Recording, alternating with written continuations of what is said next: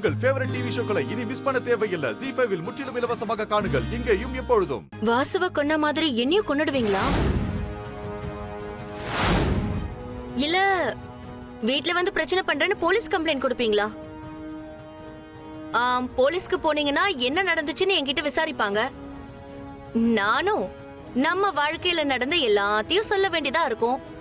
அப்புறம் accuse number 1ல நீங்களும், accuse number 2ல உங்க அம்மாவும் அரெஸ்ட் ஆவீங்க. எங்க அப்பாலாம் அதுக்கப்புறம் தான். அப்புறம் இன்னும் சொல்ல போனா அக்யூஸ் நம்பர் 3 பாரதியா கூட இருக்கலாம்.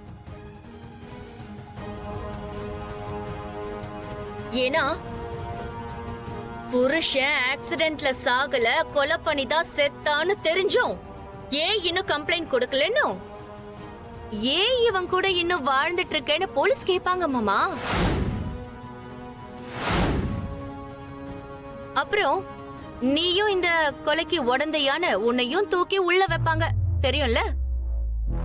ஒருவேளை பாரதி எந்த தப்பும் பண்ணலன்னு ப்ரூவ் பண்ணி கூட வெளியே வந்துடலாம்.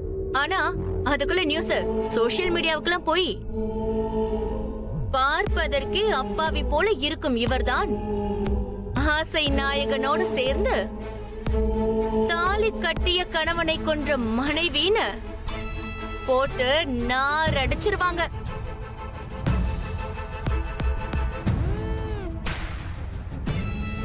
இப்ப நீ வெளிய போகல, அதே சோசியல் மீடியால நீ செத்துட்டேங்கிற நியூஸ் வரும், நான் உன்னை கொன்னுட்டேங்கிற நியூஸும் சேர்ந்து வரும். மிஸ்டர் ஆதி, என்ன பாரதின்னு நினைச்சீங்களா? என்ன அவ்வளவு ஈஸியா மிரட்டுறீங்க? என்ன மாமா, நான் யாருன்னு மறந்துடுச்சா? சரி விடுங்க. இனிமே உங்க கூட சண்டை போடவோ இல்ல உங்க 2 பேரையும் பிரிக்கவோ எனக்கு ஐடியாவே இல்ல.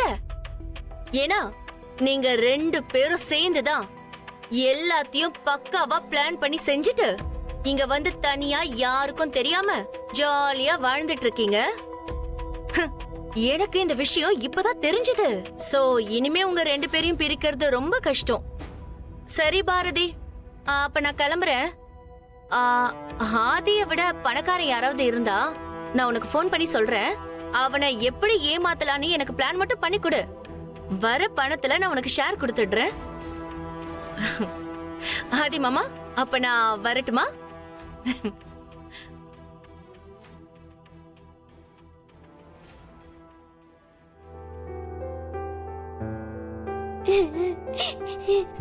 பாரதி, அவளை யாரோ பிளான் பண்ணிங்க வர வச்சிருக்காங்க. நீங்க தேவையில்லாம டென்ஷன் ஆகாதீங்க. பாரதி,